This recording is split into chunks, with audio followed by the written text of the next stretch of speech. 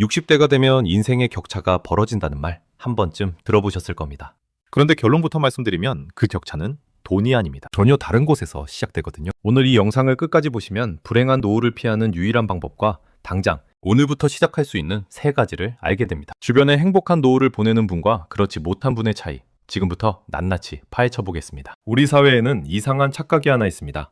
은퇴 후에 돈만 있으면 행복할 거라는 믿음이죠. 물론 경제적 안정은 중요합니다. 하지만 주변을 한번 둘러보세요. 돈이 넉넉한데도 외롭고 불행한 어르신들이 얼마나 많습니까? 반대로 형편이 넉넉하지 않아도 매일 웃으며 사시는 분들도 계시잖아요. 그분들의 비밀이 뭔지 아십니까?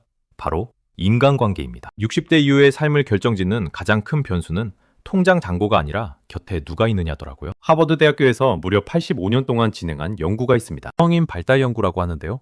700명이 넘는 사람들을 평생 추적 관찰한 거예요. 이 연구의 결론이 뭐였는지 아시나요? 행복하고 건강한 노년을 보낸 사람들의 공통점은 부도 아니고 명예도 아니었습니다. 좋은 인간관계를 유지한 사람들이 가장 오래 그리고 가장 행복하게 살았다는 겁니다. 놀랍지 않습니까?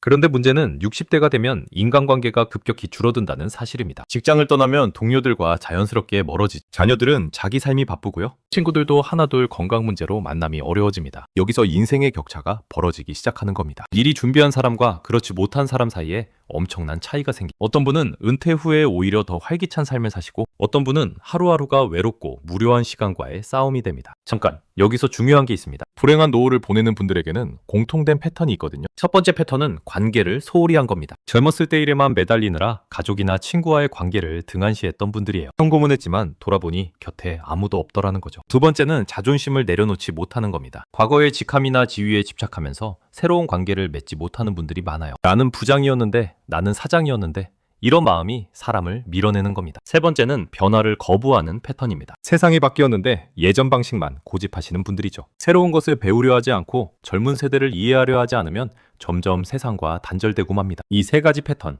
혹시 내 이야기 같다고 느끼셨나요?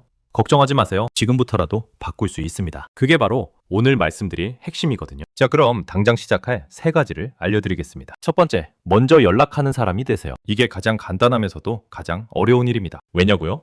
나이가 들수록 먼저 연락하는 게 쑥스럽게 느껴지거든요. 상대방이 귀찮아하면 어쩌나, 내가 왜 먼저 연락해야 하나, 이런 생각이 들죠. 하지만 생각해보세요.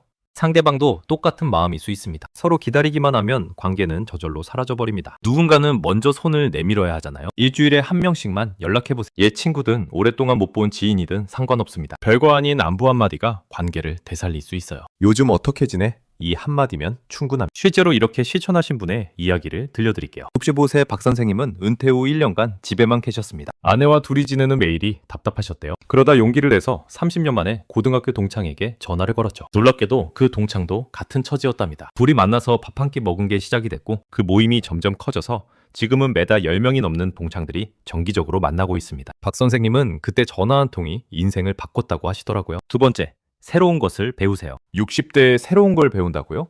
네, 맞습니다. 이게 왜 중요한지 설명드릴게요. 새로운 것을 배우면 자연스럽게 새로운 사람을 만나게 됩니다. 그리고 공통 관심사가 있는 사람들과의 관계는 훨씬 깊어지거든요. 수영을 배워도 좋고 그림을 배워도 좋습니다. 스마트폰 활용법이나 유튜브 만들기를 배우셔도 되죠. 중요한 건 뭘 배우느냐가 아니라 배우는 과정에서 사람을 만나는 겁니다. 뇌과학적으로도 새로운 학습은 치매 예방에 효과가 있다고 합니다. 뇌에 새로운 신경회로가 만들어지면서 인지 기능이 유지되거든요. 몸도 건강해지고 머리도 건강해지는 일석이조인 셈이죠. 주민센터나 복지관에 가보면 다양한 프로그램이 있습니다. 대부분 무료이거나 아주 저렴, 문턱이 낮으니까 부담 없이 시작해보세요. 처음에는 어색하겠지만 한 달만 다녀보면 얼굴이 익은 사람들이 생기고 그게 관계의 시작이 됩니다. 70세에 피아노를 처음 배우신 할머니가 계세요. 주변에서는 이 나이에 무슨 피아노냐고 했답니다. 하지만 그 할머니는 피아노 학원에서 만난 사람들과 지금 가장 친한 친구가 됐다고 하시더군요. 배움에는 나이가 없다는 말 빈말이 아닙니다. 여기서 놀라운 사실이 하나 더 있습니다. 3번째가 가장 중요한데요. 3번째, 주는 사람이 되세요. 이건 돈을 주라는 얘기가 아닙니다. 시간, 관심, 경험을 나누라는 뜻이에요. 봉사활동을 하셔도 좋고 후배들에게 조언을 해주셔도 좋습니다. 동네 아이들에게 뭔가를 가르쳐 주셔도 되죠. 왜 주는 것이 중요할까요?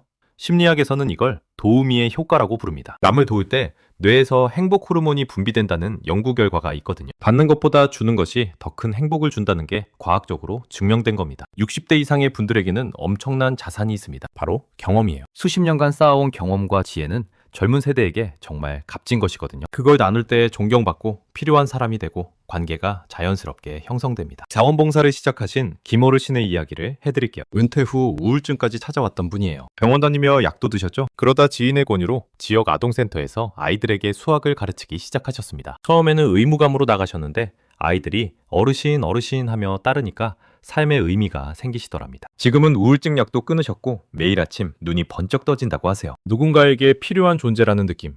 이게 얼마나 큰 힘인지 모릅니다. 자, 여기서 한 걸음 더 나아가 보겠습니다. 현명한 인간관계를 만드는 구체적인 방법을 말씀드릴게요. 먼저 정리할 건 정리해야 합니다. 모든 관계가 다 좋은 건 아니거든요. 만나면 기분이 나빠지는 사람, 항상 불평만 하는 사람, 나를 이용하려는 사람, 이런 관계는 과감히 거리를 두셔야 합니다. 나이가 들수록 에너지가 한정되잖아. 그 소중한 에너지를 독이 되는 관계에 쓸 필요가 없습니다. 좋은 관계에 집중하는 게 훨씬 현명한 선택이에요. 반대로 나를 편안하게 만드는 사람, 함께 있으면 에너지가 충전되는 사람, 서로 성장하는 느낌을 주는 사람, 이런 관계는 적극적으로 가꾸어 나가셔야 합니다. 잠깐! 여기서 많은 분들이 놓치시는 게 있는데요. 바로 부부관계입니다. 은퇴 후 하루 종일 집에서 부부가 함께 지내면서 갈등이 커지는 경우가 정말 많습니다. 화몬이혼이라는 말이 괜히 나온 게 아니거든요. 서로의 영역을 존중하지 않으면 가장 가까운 사이가 가장 힘든 관계가 되어버립니다. 부부 사이에도 적절한 거리가 필요합니다. 각자만의 시간과 공간을 가지세요. 그리고 함께하는 시간에는 제대로 함께하는 겁니다. 같이 산책하거나 여행하거나 새로운 취미를 공유하는 것도 좋은 방법이죠. 40년을 함께 살아도 서로에 대해 모르는 게 많다는 걸 인정하셔야 해요. 배우자에게 오늘 뭐가 좋았어? 이 한마디를 물어보세요. 작은 대화가 관계를 완전히 바꿀 수 있습니다. 자녀와의 관계도 중요한 포인트입니다. 많은 어르신들이 자녀에게 의존하거나 반대로 자녀의 삶에 지나치게 간섭하시는 경우가 있는데요. 둘 다 좋지 않습니다. 성인 자녀와는 동등한 어른 대 어른의 관계를 유지하는 게 건강합니다. 조언은 하되 강요하지 않고 도움은 받되 당연시하지 않는 것. 이 균형을 잡는 게 쉽지는 않지만 정말 중요합니다. 손주들과의 관계는 또 다른 축복이 될 수 있어요. 하지만 양육을 전담하는 것과 가끔 만나서 즐거운 시간을 보내는 것은 완전히 다른 문제입니다. 자신의 노후를 희생하면서까지 손주 양육에 매달리는 건 장기적으로 모두에게 좋지 않습니다. 이제 조금 더 실용적인 이야기를 해보겠습니다. 인간관계에서 피해야 할 말습관이 있습니다. 나 때는 말이야. 이 말부터 줄여보세요. 과거 경험을 공유하는 건 좋지만 매번 옛날 이야기만 하면 듣는 사람이 지치거든요. 대신 요즘은 어때? 너는 어떻게 생각해? 이런 질문을 던져보세요. 상대방에게 관심을 보이는 거죠. 사람은 누구나 자기 이야기를 들어주는 사람에게 끌립니다. 잘 듣는 것만으로도 좋은 관계를 만들 수 있어요. 비교하는 습관도 버려야 합니다. 남의 자녀와 내 자녀를 비교하고 남의 노후와 내 노후를 비교하는 건 스스로를 불행하게 만드는 지름길입니다. 각자의 삶에는 각자의 맥락이 있으니까요. 건강 이야기를 빼놓을 수 없겠네요. 인간관계를 유지하려면 기본적으로 건강해야 합니다. 몸이 아프면 만남 자체가 어려워지거든요. 규칙적인 운동, 균형 잡힌 식사, 충분한 수면, 이 세 가지가 건강한 노후의 기초입니다. 특히 걷기를 추천드립니다. 매일 30분씩만 걸어도 몸과 마음이 달라져요. 공원에서 걸으면서 이웃과 인사하고 같이 걷는 친구를 만드는 것도 관계 형성에 좋은 방법이죠. 우울증에 대해서도 말씀드려야겠습니다. 60대 이후 우울증 비율이 급격히 높아지거든요. 혼자 참지 마시고 힘들면 전문가의 도움을 받으세요. 부끄러운 일이 아닙니다.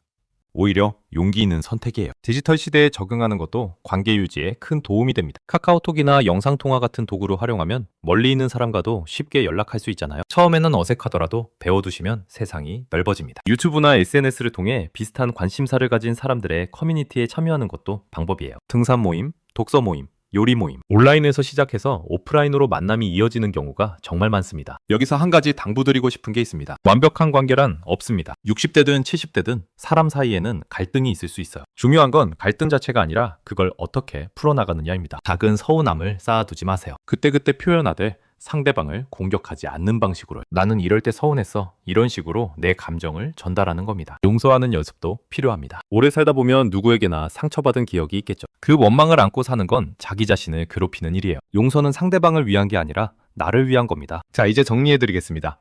60대부터 벌어지는 인생 격차의 핵심은 인간관계였습니다. 돈도 중요하지만 진짜 행복한 노후를 결정짓는 건 곁에 누가 있느냐 하는 문제죠. 당장 시작할 세 가지 다시 한번 말씀드릴게요. 먼저 연락하는 사람이 되세요. 새로운 것을 배우세요. 그리고 주는 사람이 되세요. 이 세 가지만 실천해도 1년 후에 당신의 삶은 완전히 달라져 있을 겁니다. 지금 이 순간이 가장 젊은 날입니다. 내일로 미루지 마세요. 오늘 저녁 오랫동안 연락하지 못했던 친구에게 전화 한 통 걸어보시는 건 어떨까요? 행복한 노후는 먼 미래의 일이 아닙니다. 오늘의 작은 실천이 모여서 만들어지는 거예요. 당신의 남은 인생이 지금까지보다 더 빛나기를 진심으로 응원합니다.